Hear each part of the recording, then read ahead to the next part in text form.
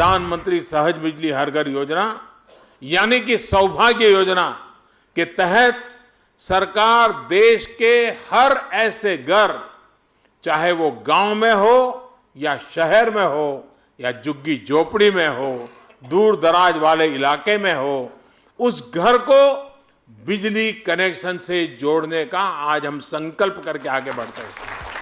यूं तो कड़े संघर्षों और बलिदानों के बाद 15 अगस्त 1947 को देश को आजादी मिली थी, लेकिन आजादी के 7 दशकों बाद भी ये आजादी अधूरी सी ही लगती है। भले ही हम आज विकास की सीढ़ियां चढ़ रहे हों, लेकिन आज भी हम उस आजादी से कोसों दूर हैं जिसका सपना हमने संजोया था।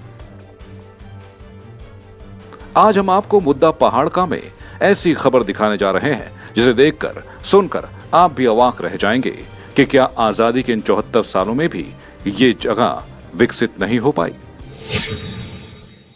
नमस्कार, मेरा नाम है नितिन गुप्ता और आप देख रहे होंगे मेरे पीछे खूबसूरत पहाड़ियाँ। जी हाँ, पहाड़ियाँ पहाड़ की और मुद्दा पहाड़ का। पहाड़ का मुद्दा आज हम लेकर आए हैं आपके सामने और मुद्दा है सौभाग्य योजना का। जी हाँ, हम खड़े हैं ये खूबसूरत पहाड़ियाँ जॉर्ज एवरेस्ट की। ये जॉर्ज एवरेस्ट की खूबसूरत पहाड़ियाँ अंदर से बहुत कुछ कहना चाहती हैं, यहाँ के लोग कहना चाहते हैं। ये जितनी खूबसूरत अंदर से दिखती हैं उतना ही इनके अंदर दुख और परेशानी और पीड़ा इनसे जुड़े लोगों की है।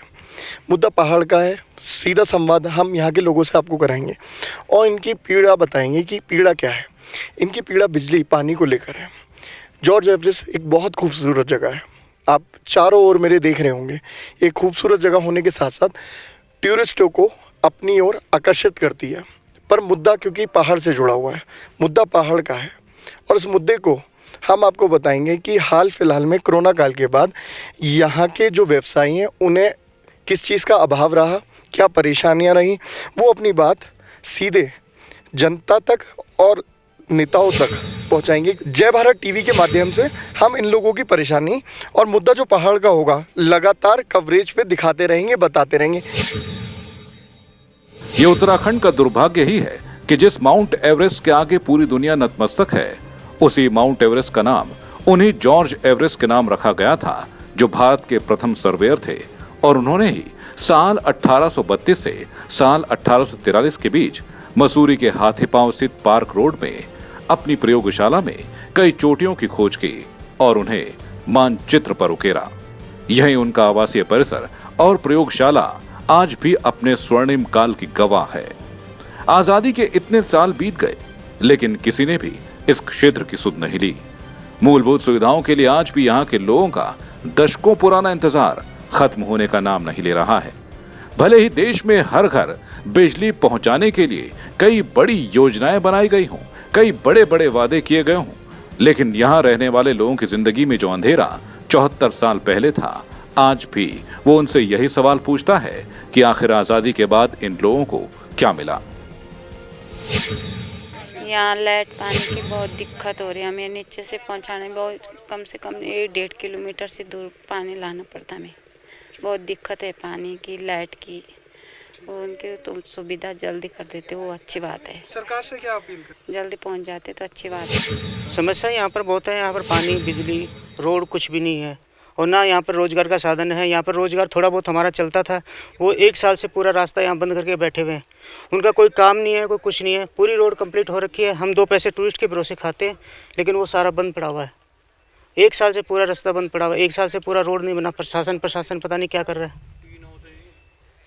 ये समस्या है। अब रात को कोई हमारे बच्चे या हम कोई बीमार हो जाए, रात को 12 बजे कहाँ पर उसको गेट खोलें?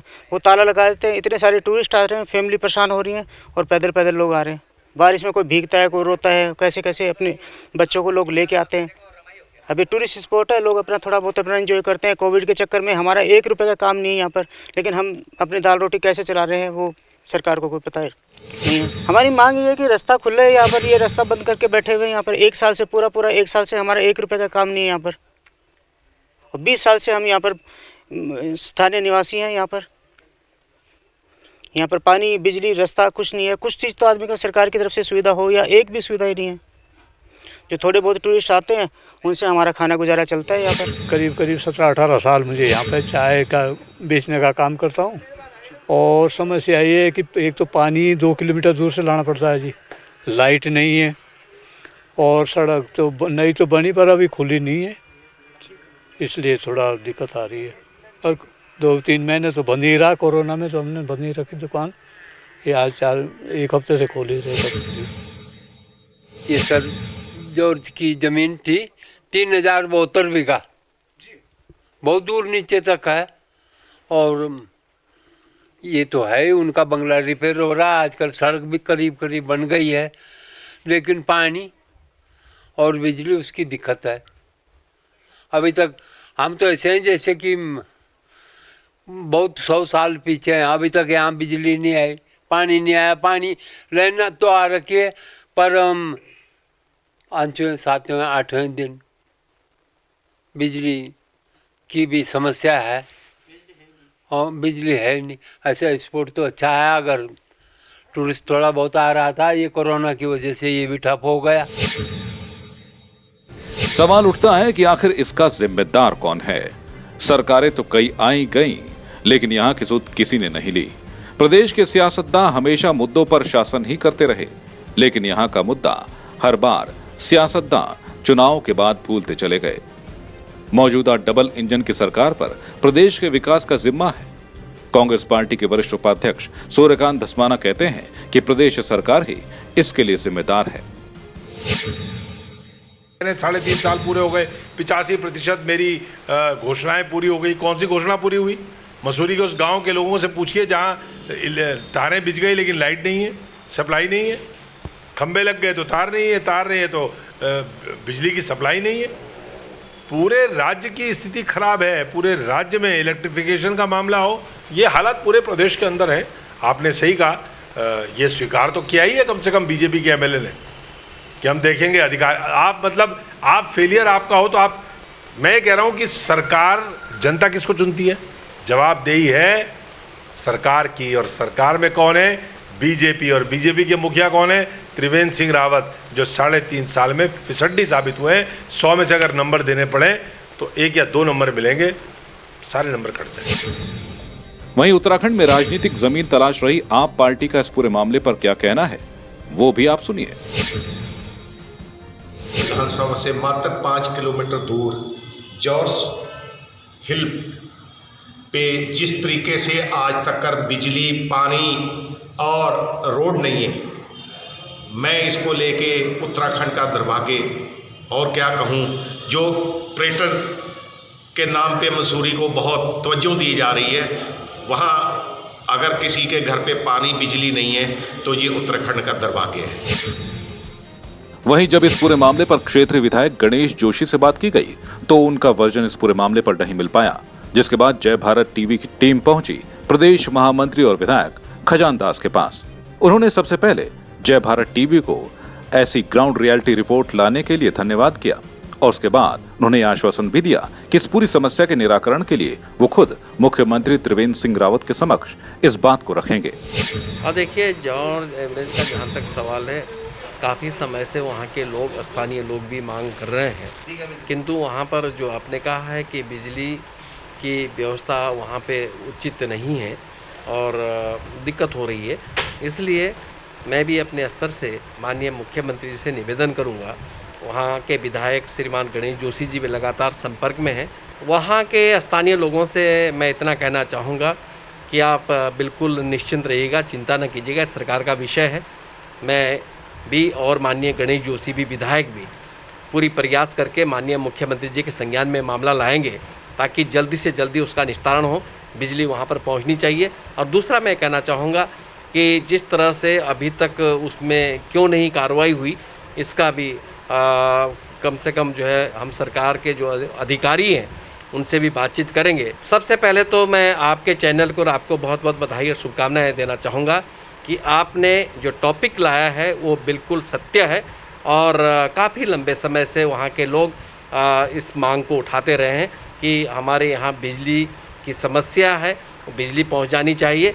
आज हम हर गांव को, हर क्षेत्र को, हर विलेज को जैसे बिजली देने की बात कर रहे हैं, हर जो हमारा तोक है वहाँ पे भी बिजली पहुँच रही है, किंतु वो किस कारण से, जबकि राजधानी के बिल्कुल करीब है, नज़दीक है, नहीं पहुँच पाया। इसके लिए थोड़ा सा इसमें विचार कर लेंगे कि ऐसा क्या कारण रहा होगा, कहाँ पर अधिकारियों की लापरवाही रही है, इसको देखना पड़ेगा।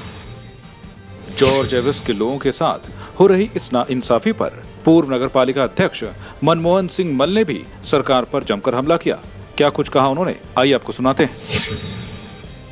पूछना चाहता हूं मैं मसूरी विधायक से और उत्तराखंड की सरकार से, एक भी मसूरी में धरातल की कोई कार्य उन्होंने किया है तो धरातल में बता के देखिए कि इन 5 सालों में हमने ये कार्य किया है जो मसूरी वासियों के लिए सर्वोपरि है। देखिए, सबसे बड़े बहुत अच्छा प्रश्न आपने पूछा। सबसे बड़े दुर्भाग्य की बात है, मैं कांग्रेस के भी वो कटाक्ष करूंगा और बीजेपी भी तो करूंगा। 10 साल उन्होंने राज किया, 10 से ज़्यादा किया है। शुरुआत तो उन्होंने 2 साल पहले की है, 2000 से 2002 तक। जॉर्ज एवरेस्ट जिसकी मैंने अभी बात की है कि वर्ल्ड का इतना फेमस नाम है, आज तक वहाँ बिजली और पानी नहीं गवर्नमेंट ने पहुँचाई है। बड़े दुर्भाग्य की बात है। भले ही वहाँ 60-70 हज़ार करोड़ का काम चल रहा हो, लेकिन उसमें मैंने अभी तक बिजली पानी नहीं देखी। तो मुद्दा पहाड़ का इस कड़ी में आपने देखा कि आखिर कैसे आजादी के 7 दशकों बाद भी जॉर्ज एवरेस्ट के पास रहने वाले लोग मूलभूत सुविधाओं के लिए इंतजार कर रहे हैं। जय भारत टीवी की हमेशा यही कोशिश है कि इन लोगों की आवाज सरकार तक पहुंचे और इनके क्षेत्र में विकास हो सके। मुद्दा पहाड़ का आपके अपने प्रोग्राम में हमारी हमेशा यही कोशिश रहेगी कि आपकी आवाज को एक मंच दे सके, ताकि आपकी आवाज को न्याय मिल सके और आपकी समस्याओं का निराकरण हो सके। 7000 फीट की ऊंचाई पर बना ये खूबसूरत पर्यटक स्थल, परेशान हैं यहाँ के लोग, क्योंकि 70 साल आज़ादी को हो गए पर बिजली पानी की सुविधाएं जो आज तक नहीं पहुंची, इसको लेकर बात हुई। अच्छा, 1832 की बात करें, 1832 में सर जॉर्ज एवरेस्ट यहाँ पर आए। उन्होंने अपनी प्रयोगशाला यहाँ बनाई, वो यहाँ पर रहे। पर आज अगर करंट हालात की बात करें तो यहाँ पर काम चालू है। और सर्वे ऑफ इंडिया की बात करें, वो यहाँ पर काम को मॉडिफिकेशन और इनके जो यहाँ मकान बनाया गया था जिसमें सर जॉर्ज एवरेस्ट रहते थे, इसको थोड़ा मॉडिफाइड किया है। पर आप देख नहीं पा रहे होंगे क्योंकि काफ़ी यहाँ धुंध है चारों तरफ और मौसम बड़ा सुहाना है। और कुछ लोगों से भी हमने यहाँ की बात करी तो लोगों का कहना यही था, लोगों ने यही बताया कि टूरिस्ट यहाँ पहुँचता है, टूरिस्ट आता है, आना पसंद करता है, पर बिजली पानी ना होना, क्योंकि एक बहुत अगर आप बात करें मूल रूप सुविधाएं हैं। दूसरी बात है, अगर बीते 1 साल की बात करें, 1 साल से यहाँ कोई टूरिस्ट नहीं आ रहा क्योंकि रास्ता इन्होंने बंद कर दिया। तो लोगों का कहना ये था, जब लोगों से हमने बात करी, ये एक खूबसूरत जगह है, इस खूबसूरत जगह का सरकार पूर्ण रूप से उपयोग करे और उससे फ़ायदा ये होगा, पर्यटक यहाँ आएंगे, इन लोगों को भी फ़ायदा होगा और उन पर्यटकों को भी फ़ायदा होगा जिन्हें ये खूबसूरत और हिस्टोरिकल प्लेस की बात कर रहा हूँ, हिस्टोरिकल प्लेस, और इसके बारे में जानने का मौका मिलेगा। नितिन गुप्ता, जय भारत टीवी, जॉर्ज एवरेस्ट से।